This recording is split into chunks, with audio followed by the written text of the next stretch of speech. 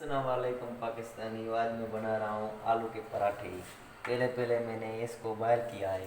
उसके बाद इसको निकाला है, धनिया डाला है, हरी मिर्चें डाली है, पुदीना डाला है। उसके बाद मैंने इसको मिर्ची डाली है लाल वाली, और चाट मसाला डाला है। उसके बाद मैं इसको थोड़ा सा लीमन डालूँगा। उसके बाद इसके आलू के पराठे बनाऊँगा, मज़ेदार चटपटी। और मैं इसमें नींबू का जूस मैं इसमें भी डालूँ। ये देख रही है, इसका जो बीज है वो निकालो, ऐसे इसको ऐड करो।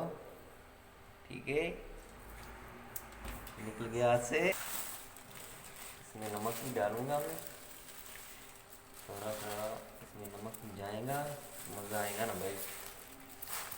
ठीक है, फिर इसको पीसना है इस तरीके से। इसको वैसे पीस के इसका चूरा बनाऊंगा, फिर उसको मैं पराठे बनाऊंगा, रोटी में डाल के खा के। ये मैंने रायता बनाया है इसके साथ, ये रायता है इसके साथ। और मैं हूँ, मेरा नाम है पकी।